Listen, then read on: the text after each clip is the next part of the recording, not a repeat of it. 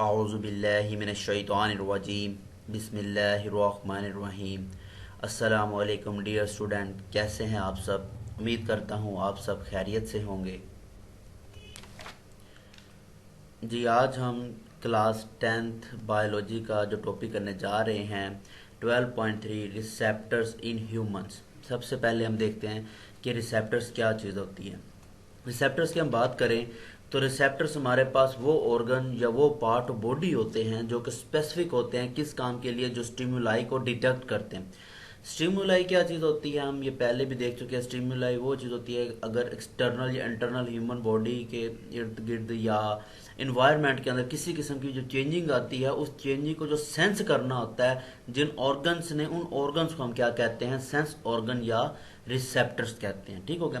तो अगर हम बात करें कि हमारे पास कितने किस्म के सेंस या रिसेप्टर्स मौजूद हैं, तो हमारे पास 5 किस्म के हैं। Eyes, ears, nose, taste bud, receptors of the touch या हीट एंड कोल्ड वगैरह, ये हमारे टचिंग के अंदर आ जाते हैं। तो ये हमारे पास कोई 5 रिसेप्टर्स एक ह्यूमन बॉडी के पास मौजूद होते हैं। तो आज अपने इस लेक्चर के अंदर हम सबसे पहले रिसेप्टर्स देखेंगे, वो है हमारे पास आइज। आइस को हम देखेंगे बड़ी डिटेल के साथ, आइस के एक एक पार्ट को देखेंगे और फिर देखेंगे कि आइस के अंदर हमारा इमेज कैसे बनता है। फिर हम लास्ट पे इसके डिसऑर्डर्स को देखेंगे और फिर मुस्लिम्स साइंटिस्ट के कंट्रीब्यूशंस को भी देखेंगे कि उन्होंने आइस के ऊपर अपना क्या कॉन्सेप्ट दिया। तो आइए स्टार्ट करते हैं अपना अपना लेक्चर। सबसे पहले आइस को।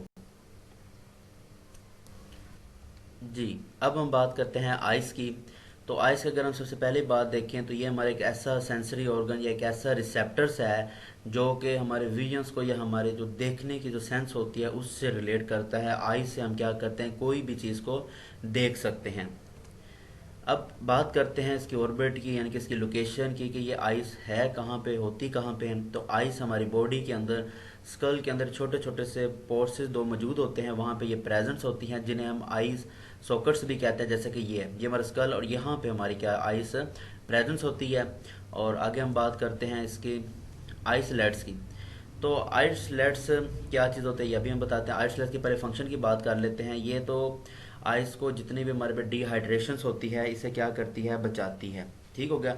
और जितनी भी हमारे पास ये वाइप्स आइस होती है, यानी कि जितनी भी गंदगी वगैरह या कोई भी आंखों में जाती है तो ये उसे भी रिमूव करती है। इसके साथ साथ ये जो हमारे टीयर्स सारे आंसू होते हैं, इन्हें आंखों के अंदर फैलाना भी इसी की जिम्मेदारी होती है। और इसके साथ साथ जितने भी कोई बैक्टीरियल इन्फेक्शन होते हैं उनसे प्रोटेक्ट करना भी आइसलेट्स की जिम्मेदारी थी। इसके अंदर वो केमिकल्स मौजूद होते हैं जो कि ये सारे काम परफॉर्म कर रहे थे। अब आइसलेट्स क्या होती है, आइसलेट्स हमारे इन पपटों को कहते हैं। ठीक हो गया। जैसे कि आपको आइस नज़र आ रही है ये वाला पार्ट, ठीक हो गया। जैसे कि एक डायग्राम दिखा देते हैं जी। ये जो पार्ट होता है ये हमारा होता है आइसलेट्स। ठीक हो गया। तो ये इसके अभी हमने देखा, ये एक तो डिहाइड्रेशन से हमें बचाता है, फिर हमारे जो टीयर्स होते हैं, आंसू होते हैं आंखों के अंदर, वो फैला देता है। और जितने भी बैक्टीरियल इन्फेक्शंस होते हैं उनसे क्या करता है, हमें सेव करता है, हमें उनसे प्रोटेक्ट करता है। जी, आगे हम बात कर लेते हैं आई लैशेस की। आई लैशेस हम कहते हैं अपनी पलकों को। और जो हमारी पलकें होती हैं या जो हमारे आई लैशेस होती हैं ये क्या करते हैं, जितने भी अनलाइक पार्टिकल्स होते हैं जो भी, उन्हें हमारी आंखों के अंदर एंटर होने नहीं देती। ठीक हो गया। और जैसे कि ये हमारी पलकें होती हैं, इन्हें हम कहते हैं आइस लैशेस। अगर हम बात करें अपने आंख के जो आइस है इसके स्ट्रक्चर की बात करें, तो जो हमारे आइस का स्ट्रक्चर है इसको हमने 3 टाइप्स यानी कि 3 लेयर्स के अंदर डिवाइड किया हुआ है। तो हम तीनों पार्ट्स को पढ़ते हैं, एक outer layer, middle layer and inner layer. जैसे कि आपको इस डायग्राम के अंदर नज़र भी आ रहा है, ये हमारे पास आउटर लेयर के पार्ट आता है, ये हमारा मिडल लेयर का पार्ट आता है और ये हमारा इनर लेयर का पार्ट आता है। तो एक एक पार्ट को हम डिटेल के साथ पढ़ते हैं और देखते हैं कि इनके अंदर क्या क्या फंक्शन परफॉर्म करते हैं और ये क्या, किस जगह पे ये क्या होते हैं, वाक़या होते हैं। जी, आगे हम बात कर लेते हैं स्ट्रक्चर ऑफ आइस में। सबसे पहले हम देखते हैं आउटर लेयर को। आउटर लेयर जो है ये हमारे पास 2 पार्ट्स पर क्या होती है, मुश्तमिल होती है। एक है हमारे पास स्केलरा और दूसरा है कॉर्निया। तो देखते हैं पहले स्केलरा कहाँ पे प्रेजेंस होता है और ये क्या फंक्शन परफॉर्म करता है। तो अगर स्केलरा की हम बात करें तो स्केलरा हमारी आँख जो आइस होती है इसके अंदर जो मोस्टली वाइट कलर जो पार्ट होता है वो हमारे पास क्या होता है, स्केलरा होता है। ठीक हो गया। और अगर हम इसकी बात करें तो ये कनेक्टिव टिश्यूज़ का क्या होता है, बना हुआ होता है। और अगर हमसे ये प्रोटेक्ट करता है हमारे inner components of the ice को, यानी कि जो हमारे आइस के इनर कंपोनेंट जितने भी आएंगे उन्हें प्रोटेक्ट करता है। और ये खुद बजाते खुद कनेक्टिव टिश्यूज़ का बना हुआ होता है और ये वाइट कलर पर मुश्तमिल होता है। और साथ साथ ये आइस को क्या करता है, उसकी शेप को मेंटेन रखता है। ठीक हो गया। अगर हम इसके डायग्राम देखें तो जैसे कि ये आपको डायग्राम में नज़र आ रहा है, ये वाइट कलर जो होता है ये हमारे पास स्कैलरा होता है। और अगर ये क्योंकि फ्रंट व्यू है, अगर हम साइड व्यू या इनर व्यू देखें आइस का, तो ये जो वाइट कलर का पार्ट है ये चीज़, ठीक हो गया, ये जो आपको कर्सर जहाँ पे शो कर रहा है, ये जो पार्ट होता है ये हमारे पास क्या होता है, स्कैलरा होता है। ठीक हो गया। तो ये था हमारे पास आउटर लेयर का पहला पार्ट स्कैलरा। अब बात करते हैं हम आगे कॉर्निया की। कॉर्निया की हम बात करें तो ये बिल्कुल फ्रंट पे होता है स्कैलरा के बिल्कुल फ्रंट पे हमारे पास पार्ट होता है कॉर्निया का। और ये ट्रांसपेरेंट होता है, यानी कि बिल्कुल शफाफ होता है। जैसे कि एक ग्लास होता है, उसमें से लाइट जो होती है इजीली पास आउट हो जाती है, उसे हम कहते हैं ट्रांसपेरेंट, बिल्कुल शफाफ। ठीक हो गया। जिसके आर पार भी हम चीज़ों को देख सकते हो, इतना ये शफाफ होता है, इसलिए ये ट्रांसपेरेंट कॉर्निया, यानी कि ट्रांसपेरेंट होता है ये कॉर्निया। और इसके साथ साथ ये जो कॉर्निया होता है ये एडमिट्स करता है लाइट को, यानी कि लाइट को इजाज़त देता है कि वो इंटीरियर ऑफ द आइस, यानी कि आइस के अंदर जा सकते हैं। यानी कि आइस के अंदर जो लाइट भेजने का जो वे होता है, जो रास्ता है, वो कॉर्निया प्रोवाइड करता है। इसके साथ साथ ये एक और भी काम परफॉर्म करता है, यानी कि ये जो लाइट्स रे आ रही थी उनको बेंड करता है, उनको बेंड करके उनका जो फोकस होता है वो पीछे रेटिना पे क्या करता है, बना देता है। ठीक हो गया। ये इसकी दो काम है, एक तो ये लाइट्स को एडमिट्स करता है, यानी कि लाइट को इजाज़त देता है आइस के अंदर एंटर होने की। और सेकेंडली ये लाइट जो रेज होती है उनको बेंड करके उनका फोकस बनाता है। जैसे कि ये आपको नज़र आ रहा है, ये बिल्कुल जो फ्रंट पे हमें ये चीज़ नज़र आ रही है, ये हमारे पास क्या होता है, कॉर्निया होता है। जैसे कि आपको ये थोड़ा सा साइड व्यू पे दिखाया गया, ये बिल्कुल एक ट्रांसपेरेंट व्यू है इसका। ठीक हो गया। तो ये था हमारे पास आउटर लेयर। आगे हम बात करते हैं इनर लेयर की।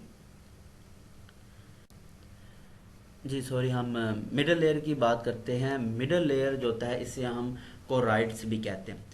अब ये कोराइड क्या चीज़ होती है, कोराइड हमारे पास ब्लड वेसल्स के ऊपर प्रेजेंस होती है, यानी कि ब्लड वेसल के ऊपर मुश्तमिल होती है।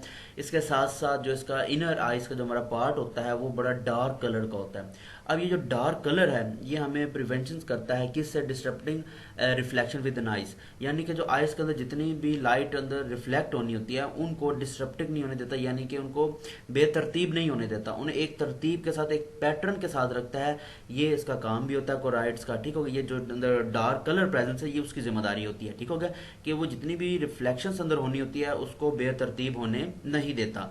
जैसे कि हम ये डायग्राम के अंदर देखते हैं, क्योंकि ये ब्लड वेसल्स के ऊपर मुश्तमिल होता है, जितनी भी ब्लड वेसल्स होती हैं वो सारी हमारी कोराइड्स के अंदर आती हैं। और अगर हम एक और छोटा सा व्यू देखें तो ये सारा पार्ट जितना भी होता है ये हमारा कोराइड्स का होता है। नेक्स्ट हम बात करते हैं आइरस की।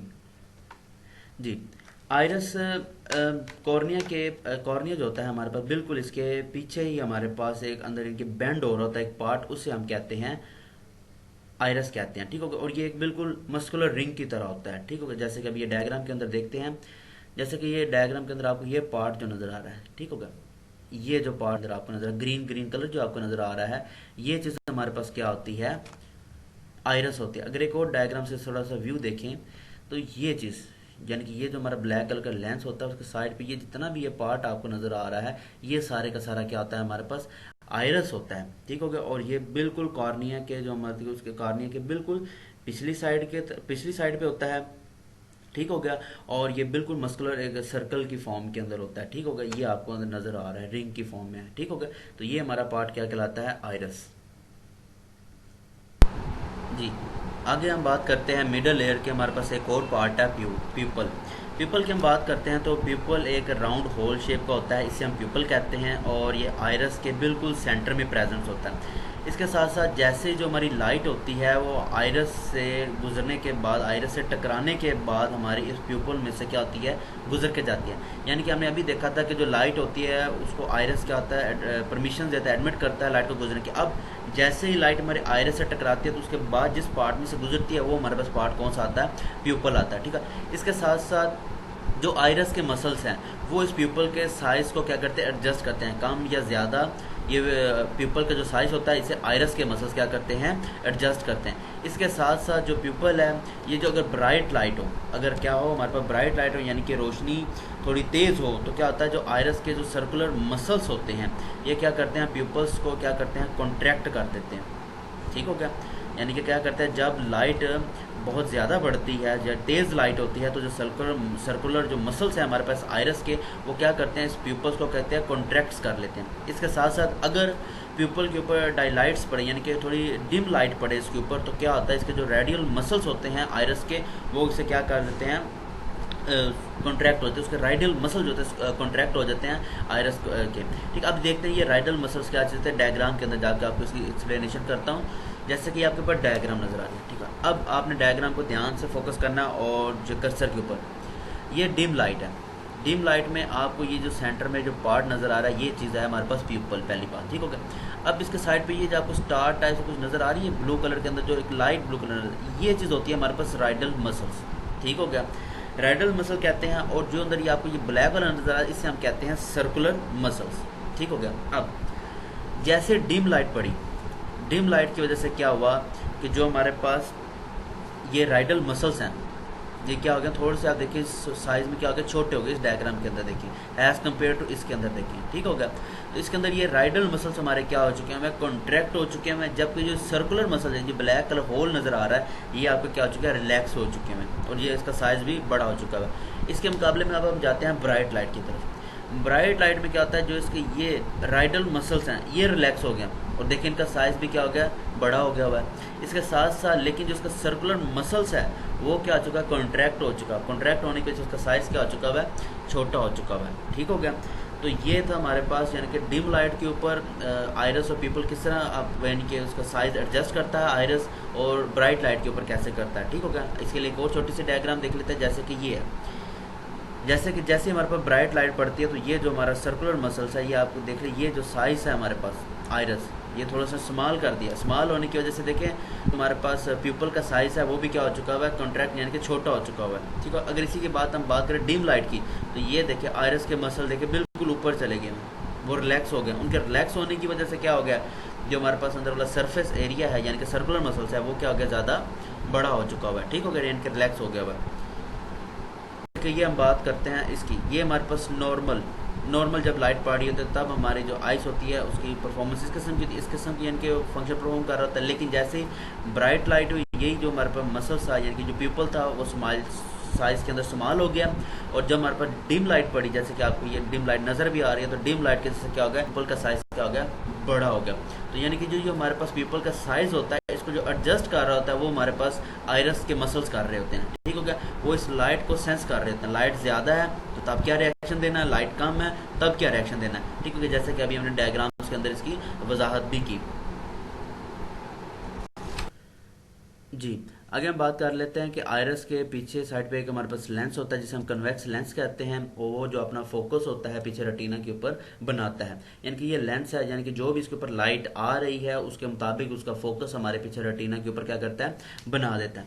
इसके साथ साथ हमारे पास इसके सेलरी बॉडीज आती हैं यानी कि सेलरी मसल्स आती हैं। यानी कि अगर ये लेंस आपको नजर आ रहा है, ये लेंस के ऊपर ये जो ब्राउन कलर जो पार्ट आपको नजर आ रहा है, ये हमारे पास सेलरी बॉडीज होती हैं जिन्हें हम सेलरी मसल्स भी कहते हैं। अब जो लेंस होता है ये हमारे पास सेलरी बॉडीज के जरिए क्या होता है, अटैच होता है इसके साथ। लेकिन अब इस सेलरी मसल्स को और ये लेंस को आपस में किसने मिलाया होता है, वो हमारे पास होते हैं सस्पेंडरी लेगामेंट्स। यानी कि जो हमारे पास लेंस होता है, जो रिंग नुमा जो लेंस है, ये सस्पेंडरी लेगामेंट्स की मदद से आंख के जो हमारे सेलरी मसल्स के साथ क्या होता है, जुड़ा हुआ होता है। यानी कि सेलरी मसल्स और लेंस को आपस में जो मिलाने वाली चीज़ है वो हमारे पास है सस्पेंडरी लेगामेंट्स। जैसे कि इस डायग्राम के अंदर आपको नजर भी आ रहा है कि ये हमारा लेंस है, इस लेंस को और इस सेलरी मसल्स को किसने अटैच किया हुआ है, इन लेगामेंट्स ने, ठीक हो गया। अब यहाँ पे एक छोटी सी और बात करते हैं कि कोई भी ज़्यादा डिस्टेंस पर कोई भी चीज़ देखने के लिए सेलरी मसल्स क्या होते हैं, रिलैक्स होते हैं। उनके रिलैक्स होने से जो लेंस होता है उसका जो कन्वेक्स वाला साइज होता है वो थोड़ा सा कम हो जाता है, यानी कि वो जो शेप होती है उसकी ज़्यादा हमें कन्वेक्स वाली नज़र आना शुरू नहीं होती, ठीक होगा। यानी कि आसान लफ्ज़ों में आपको और बताऊं कि कुछ दूर की चीज़ हम देखने के लिए जो सेलरी मसल्स होते हैं ये हमारे रिलैक्स होते हैं, ये जो सेलरी मसल है रिलैक्स होते हैं, और जो ये शेप है, जो कन्वेक्स वाली शेप है, इसकी शेप थोड़ी सी कम हो जाती है, यानी कि कन्वेक्स से थोड़ा कम नज़र। जैसे कि अब इसकी बात करें तो ये कन्वेक्स नज़र नहीं आ रहा आपको, ठीक है। कन्वेक्स तो बिल्कुल जैसी इस तरफ डायग्राम है बिल्कुल वैसे ही वहाँ पे होनी चाहिए, तो ऐसा तो नहीं हुआ, ठीक है। ये थोड़ी सी अपनी शेप क्या करता है, कन्वेक्स से थोड़ी सी अपनी शेप थोड़ी सी चेंज कर लेता है। अगर अब ये जो सेलरी मसल्स हैं ये कॉन्ट्रैक्ट हो जाए, इसके कॉन्ट्रैक्ट होने से क्या हो जाता है कि जो हमारा कन्वेक्स है वो बिल्कुल राउंड वाउ यानी कि गोल हो जाता है, यानी कि वो कन्वेक्स रहता ही नहीं है, यानी कि गोल कन्वेक्स बन जाता है हमारे पास। ठीक होगा, तो ये सैलरी मसल्स के कॉन्ट्रैक्ट और रिलैक्स होने के ऊपर क्या होता है, जो हमारा कन्वेक्स की शेप होती है वो थोड़ी सी बहुत चेंज होती रहती है। ये था हमारे पास मिडल लेयर। आगे हम बात करते हैं इनर लेयर की। जी, आगे हम बात करते हैं इनर लेयर की। इनर लेयर यानी कि जो हमारी आइस का जो बिल्कुल इनर पार्ट होता है, ये हमारा पार्ट होता है रेटिना के ऊपर, और जो हमारा अक्स बनता है यानी कि जो हमारा इमेज बनता है वो भी इसी के ऊपर बनता है। तो हम बात करते हैं इसकी आगे। जो हमारा इनर लेयर होता है ये रेटिना के ऊपर मुश्तमिल होती है। इसके साथ साथ इसके अंदर फोटो सेंसिटिव सेल्स होते हैं। फोटो सेंसिटिव सेल यानी कि जो रोशनी के लिए यानी कि जो लाइट के लिए क्या होते हैं, थोड़े एहसास होते हैं, सेंसिटिव होते हैं, वो सेल्स के ऊपर मुश्तमिल होते हैं। और वो सेल्स कौन कौन से होते हैं हमारे पास, रोड्स और कॉन्स होते हैं। ठीक हो गया। अब रोड्स और कॉन्स से रिलेटेड इनके पास अपने अपने न्यूरॉन्स भी क्या होते हैं, प्रेजेंस होते हैं। रोड्स की हम जैसे कि डायग्राम है हमारे पास, डायग्राम की ये जितना भी पार्ट है ये सारा हमारा क्या है, रेटिना का है। आगे हम बात करते हैं रोड्स की। जो रोड्स होते हैं ये सेंसिटिव होते हैं डिम लाइट के लिए, जबकि जो कॉन्स होते हैं ये हमारे सेंसिटिव होते हैं ब्राइट लाइट के लिए। और उसके साथ साथ ये जो कलर के अंदर जो डिफरेंस होता है ये भी हमें कॉन्स ही बताते हैं। ठीक हो गया। अगर हम बात करें एक ह्यूमन बॉडी के यानी कि एक आइस की, तो उसके अंदर 125 लाख रॉड्स प्रेजेंस होती हैं और तकरीबन 7 लाख कॉन्स प्रेजेंस होती हैं। यानी कि हमारी एक आंख के अंदर 125 लाख रोड्स मौजूद होती हैं और 7 लाख कॉन्स प्रेजेंस होती हैं। अगर हम देखें इनकी डायग्राम देखें तो ये इस किस्म की फॉर्म में होती है, क्योंकि ये हमने अभी देखा ये हमारे पास न्यूरॉन्स ही होती हैं, तो इनकी जो शेप होती है वो कुछ इस किस्म की होती है। रोड्स इस किस्म के होते हैं। रोड चूंकि ज़्यादातर ब्लैक कलर के अंदर ही होते हैं हमारे पास, लेकिन जो कौन सा इसके डिफरेंट कलर होते हैं हमारे पास, जैसे कि ये हमारे पास ब्लू, रेड और ग्रीन कलर के अंदर क्या होते हैं, कॉन्स होती हैं। और जितने भी आपको ब्लैक कलर वाले पार्ट नजर आ रहे हैं ये सारी क्या है हमारे पास, रोड्स हैं। ठीक है। और ये हमारे पास बिल्कुल रेटिना के जो सेल्स होते हैं वहाँ पे क्या होते हैं, ये प्रेजेंस होते हैं। ये हमारे पास ब्लाइंड स्पॉट होता है, यहाँ पे हमारे पास कोई रोड्स या कॉन्स प्रेजेंस नहीं होती, जैसे कि ये डायग्राम के अंदर वाज़ है। ठीक है। जितनी भी लाइन उनको डिटेक्ट करना है, इनके उनके अंदर जो डिफरेंस होता है वो फर्क बयान करता है। कौन्स और जो कौन्स होते हैं ये याद रखिएगा, कौन्स हमारे 3 कलर्स के होते हैं, रेड, ग्रीन और ब्लू कलर के होते हैं। ठीक है। रोड जो होती है हमारे पास ये बिल्कुल ब्लैक एंड व्हाइट कलर की होती है हमारे पास। जी, आगे हम बात करते हैं आइस चैम्बर्स की। आइस चैम्बर्स यानी कि इसके कितने खाने हैं हमारे आइस के अंदर, वो हमारे पास 2 है। एक इंटीरियर चैम्बर्स आता है, एक पोस्टीरियर चैम्बर, यानी कि एक अंदरूनी चैम्बर और एक बैरूनी चैम्बर। ठीक है। अगर हम इंटीरियर चैम्बर्स की बात करते हैं तो इंटीरियर चैम्बर हमारा बिल्कुल आयरस का फ्रंट पार्ट होता है, यानी कि आयरस के सामने वाला जो चैम्बर होगा उसे हम कहते हैं इंटीरियर चैम्बर्स।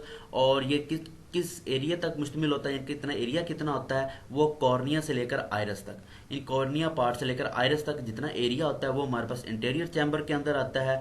और इस इंटीरियर चैम्बर के अंदर एक बिल्कुल क्लियर एंड यानी कि शफाफ एक फ्लूइड मौजूद होता है जिसे हम एक्वस ह्यूमर कहते हैं। ठीक हो गया।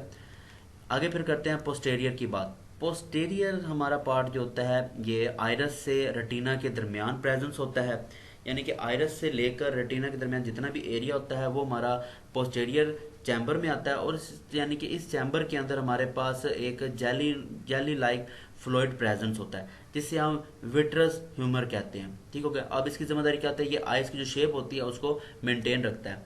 जैसे कि ये डायग्राम के अंदर आपको पार्ट नजर भी आ रहा है। ठीक हो गया। ये हमारा इंटीरियर है, यानी कि आइरस कॉर्निया, यानी कि ये पार्ट कॉर्निया और आइरस के दरमियान जो डिस्टेंस है वो हमारे इंटीरियर चैम्बर है। और यानी कि ये जो हमारे पास और रेटिना, ये पीछे वाला जितना भी पार्ट है ये हमारा पोस्टेरियर चैम्बर आता है, यानी कि पीछे वाला पार्ट और इंटीरियर फ्रंट वाला पार्ट। ठीक हो गया। तो इसके अंदर जो हमारे पास जो लिक्विड प्रेजेंट होता है उसे हम विट्रस चैम्बर कहते हैं। जी जी, अभी तक हमने देखा कि जो हमारी आइस है इसके कौन कौन से पार्ट थे और कौन सा पार्ट के अंदर क्या क्या चीज़ें प्रेजेंट होती है और वो क्या वर्किंग परफॉर्म करता है। अब हम बात करते हैं इमेज फॉर्मेशंस की। तो अक्सर का एग्जाम्स के अंदर ये इमेज फॉर्मेशन का अलहदा क्वेश्चन आ जाता है, तो अगर इमेज फॉर्मेशन का आता है तो आपने यहाँ से आगे डिटेल बयान करनी है। ठीक होगा। इमेज फॉर्मेशंस के अंदर सबसे पहले अगर हम बात करते हैं तो जैसे ही जो लाइट होती है हमारी, लाइट किसी भी चीज़ से टकरा कर जैसे हमारी आंखों के अंदर एंटर होती है तो सबसे पहले वो cornea, aqueous humour, lens and vitreous humour से होती हुई क्या होती है, गुजर के जाती है, इन सबसे रिफ्लेक्ट होके आगे जाती है। जाने के बाद वो अपना जो इमेज होता है वो रेटिना के ऊपर क्या करती है, बनाती है। यहाँ से मुझे एक बात याद आई है, वो बताता जाऊँ। एक बात याद रखिएगा कि जो हमारी आइस है ना, ये लाइट को डिटेक्ट करती है। यानी कि लाइट किसी चीज़ के ऊपर पड़ती है, उसके मुताबिक जो लाइट जिस जिस हिस्से पे पड़ी है वो चीज़ का जो इमेज होता है वो हमारी आंखों के अंदर बनता है। अगर मैं हम लाइट बंद कर दे, अंधेरे में भी तो हमारी आंखें खुली हुई होती हैं लेकिन हमें नज़र कुछ नहीं आता। तो यहाँ से एक बात साबित होती है कि जो हमारी आंख है, जो हमारी आइस है, ये लाइट को डिटेक्ट करती है। लाइट किसी चीज़ के ऊपर पड़ेगी तो हमारी आंख उसे देख लेगी, हमारी आंखों के ऊपर लाइट का पड़ना ज़रूरी नहीं है, ये याद रखिएगा। आगे बात कर रहे थे जैसे रेटिना के उसके ऊपर यानी कि इसका जो फोकस बनता है, अब वहाँ पे हमारे पास रोड्स और जो कॉन्स होती हैं ये प्रेजेंस होती हैं। अब इसकी वजह से क्या आता है, वहाँ से यानी कि जो इम्पल्सिस होती हैं जनरेट होती हैं, वो हमारी ऑप्टिक नर्व के पास लेके जाती हैं। यानी कि अब ब्रेन को भी तो बताना है कि हम कोई चीज़ देख रहे हैं, ठीक हो गया। अब ब्रेन उन चीज़ों को रीड करता है, उसके मुताबिक क्या करता है, जो भी उसका विजन्स होता है, जो भी वो देखना चाहता है उसका इमेज क्लियर कर देता है। जैसे कि एक डायग्राम आपके सामने है, जैसे कि सामने एक गर्ल खड़ी है, आपको गर्ल नज़र आ रही है, ठीक है। अब इसका इमेज हमारी आंख, जैसे इसके ऊपर लाइट पड़ी, यहाँ से इसका इमेज हमारे डिफरेंट पार्ट से, कॉर्निया से, एक्वस ह्यूमर से, विट्रस से होता हुआ ये इसका रेटिना के ऊपर इमेज बन गया। एक बात याद रखिएगा, जब भी इमेज का जिक्र आता है तो याद रखिए इमेज हमेशा उल्टा होता है, ठीक हो गया। यानी कि ये आपको यहाँ पे तस्वीर जो हमारी आइस के अंदर भी बनती है वो उल्टी ही बनती है, बाद में उसे ब्रेन हमें सीधा करके दिखाता है और हमें वो पर्सन सीधा नजर आता है, ठीक हो गया। इसके लिए मैं छोटी से एक और डायग्राम दिखाऊंगा, जैसे कि ये है, जैसे कि ये इमोजी बनी है हमारे पास, ठीक हो गया। अब इसका देखिए यहाँ पे जो रेटिना के ऊपर इसका अक्स बना है, यानी कि जो इसका इमेज बना है वो उल्टा बना है। फिर जब ये पैगाम हमारे ऑप्टिक नर्व के जरिए हमारे ब्रेन के पास जाता है तो ब्रेन इसको सीधा करके हमें दिखाता है कि वो चीज़ सामने जो आपको नजर आ रही है वो कैसी है। याद रखिएगा इमेज हमेशा उल्टा ही होता है। जैसे कि हम पिक्चर लेते हैं मोबाइल के जरिए या किसी भी कैमरे के जरिए तो हमेशा उल्टी तस्वीर आती है। उल्टी से मतलब ये नहीं कि मेरे पाँव ऊपर हो जाते हैं, टांगे नीचे हो जाती हैं, यानी कि उसकी रोटेशन चेंज हो जाती है। लेकिन हमारा जो ब्रेन होता है हमारे उस रोटेशन को से यानी कि स्ट्रेट करके सीधा करके हमें अपना इमेज क्या करता है, दिखाता है। जी, आगे हमारे पास इमेज फॉर्मेशन में दो पार्ट आते हैं। पहला पार्ट आता है हमारे पास रोल ऑफ रेडोप्सन, ये हमारे रोड्स के ऊपर मुश्तमिल होता है। दूसरा हमारे पास आता है रोल ऑफ आयोडोप्सन, ये हमारे पास कॉन्स के ऊपर मुश्तमिल होता है। सबसे पहले हम देखते हैं रेडोप्सन को, यानी कि ये हमारे पास रोड्स के ऊपर मुश्तमिल होते हैं, यानी कि ये भी पिगमेंट्स होती हैं। पिगमेंट्स यानी कि कलर्स होते हैं, ठीक हो गया। अब ये क्या करता है, जैसे ही रेडोप्सन के ऊपर लाइट पड़ती है, जैसे इसके ऊपर लाइट पड़ती है, ये क्या करता है, नर्व इम्पल्सिस जनरेट करने के लिए, नर्व इम्पल्सिस को जनरेट करने के लिए खुद को क्या करता है, ब्रेक कर देता है, ठीक हो गया। अब इसके ब्रेकिंग की वजह से वो नर्व इम्पल्सिस जनरेट होती हैं जो कि फर्दर हमारे ब्रेन के पास जाती हैं। अब जैसे ही अगर हमारे पास यहाँ इसके ऊपर लाइट नहीं पड़ती, एब्सेंस ऑफ लाइट होती है, तो यही जो ब्रेकेज हुई होती है इसकी प्रोडक्ट्स की, वो दोबारा आपस में ज्वाइन होकर दोबारा रेडोप्सन क्या करता है, बना देता है। यानी कि ये रोड्स के पैगमेंट्स होते हैं, यानी कि रोड्स के कलर्स होते हैं। जैसे इसके ऊपर लाइट पड़ती है ये अपने आप को ब्रेकेज कर लेता है, क्यों, ताकि नर्व इम्पल्सिस जनरेट कर सके। और जैसे लाइट नहीं पड़ती वही जो ब्रेकेज हुए पार्ट होते हैं वो दोबारा आपस में रिज्वाइन होकर रेडोप्सन बना देते हैं, ठीक होगा। आगे हम बात करते हैं आयोडोप्सन की।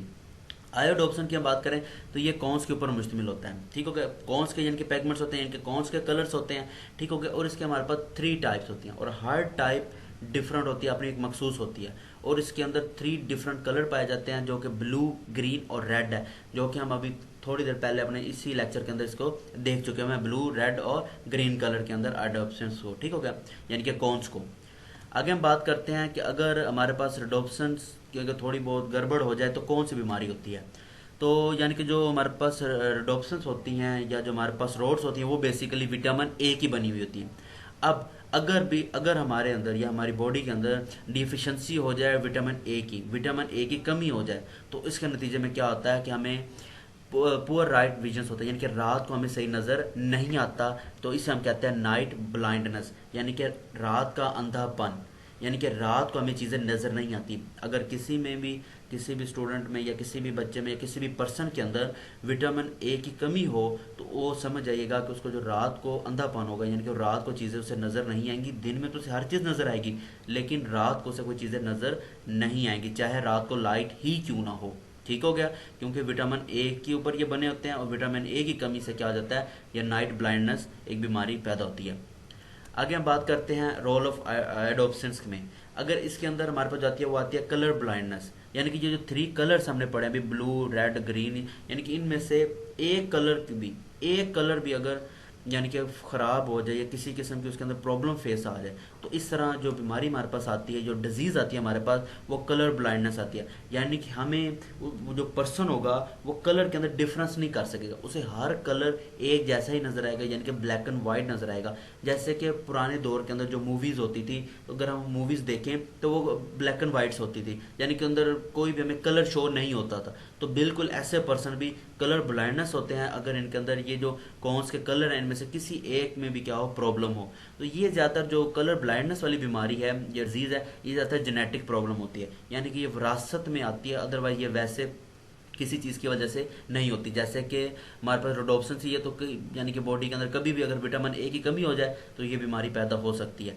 लेकिन जो कलर ब्लाइंडनेस है ये ज़्यादातर हमारे पास क्या होती है, जेनेटिक्स प्रॉब्लम होती है, यानी कि जीन्स से प्रॉब्लम होती है।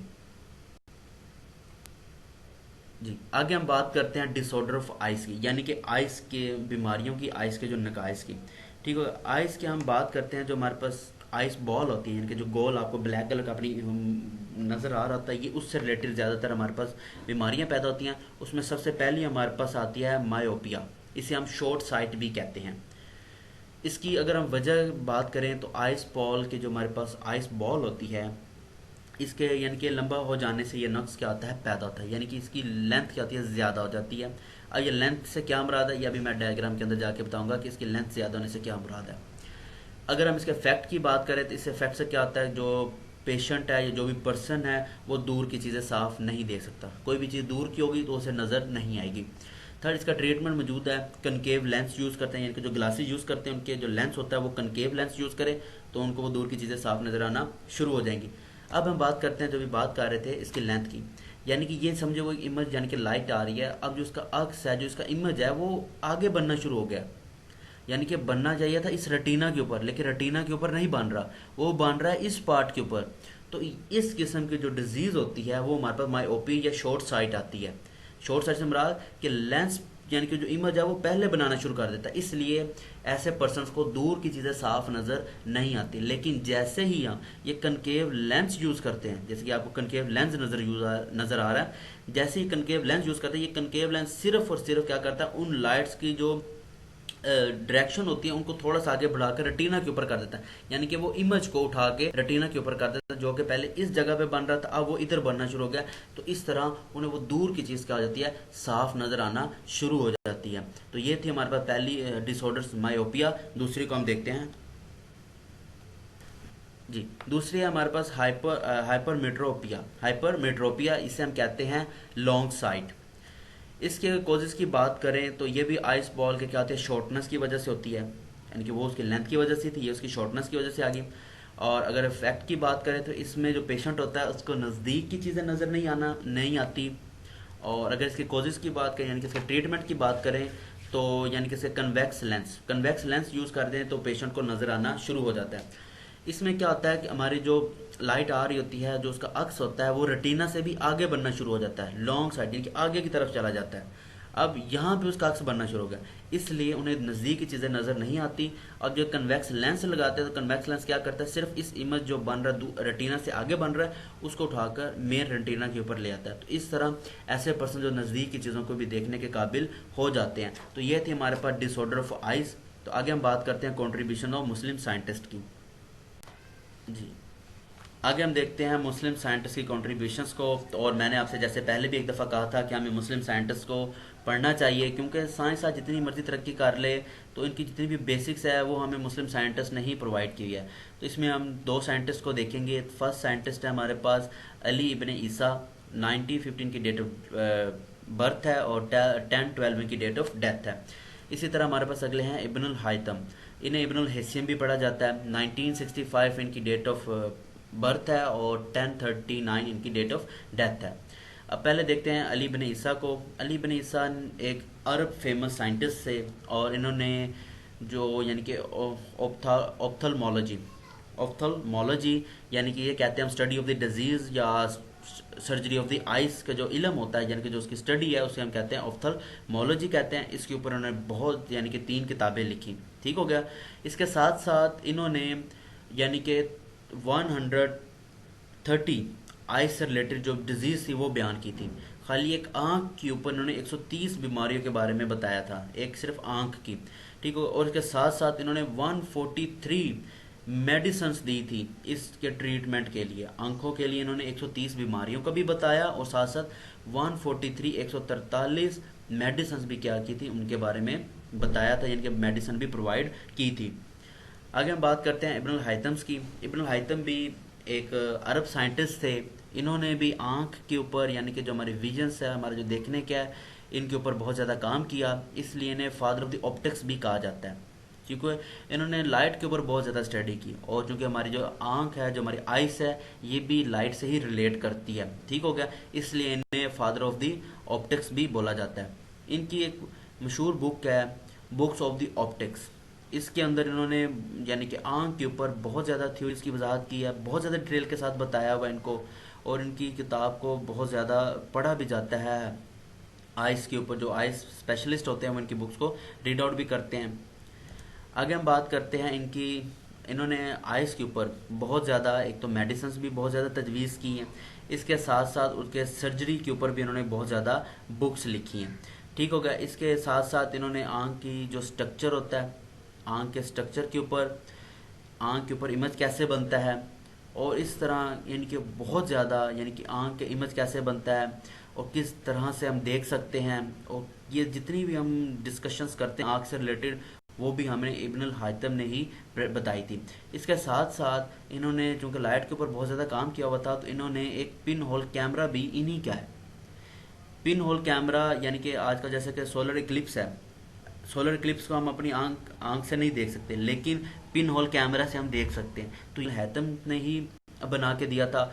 और ये पिन होल कैमरा आज बिल्कुल नॉर्मल, आलमोस्ट छोटे छोटे बच्चा भी आजकल इसे बना रहा है। ये बिल्कुल सिंपल बॉक्सेस टाइप्स होता है, लाइट एक छोटा सा होल करते हैं, उसके ज़रिए हम उसे क्या करते हैं, इसका इमेज वगैरह देख लेते हैं। ये एक बिल्कुल छोटा सा सिंपल, एक छोटा सा प्रैक्टिकल भी है, शायद आप लोग फिजिक्स के अंदर इसको देखें चैप्टर में। तो ये था आज का हमारा लेक्चर आइस। बहुत लेंथी लेक्चर हो गया, उम्मीद करता हूँ कि आपको अंडरस्टैंड हो गया होगा। और जितनी भी हमने डिस्कशंस की, अगर फिर भी इसके बावजूद आपको कोई चीज़ समझ नहीं आई तो आप कमेंट करें, इंशाल्लाह बहुत जल्द उसका आंसर आपको मिल जाएगा।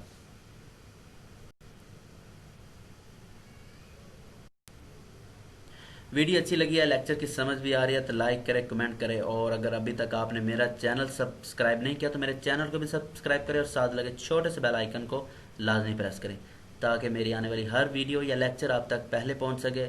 बहुत शुक्रिया। इंशाल्लाह मुलाकात होती है नेक्स्ट लेक्चर में, तब तक के लिए अल्लाह हाफिज़।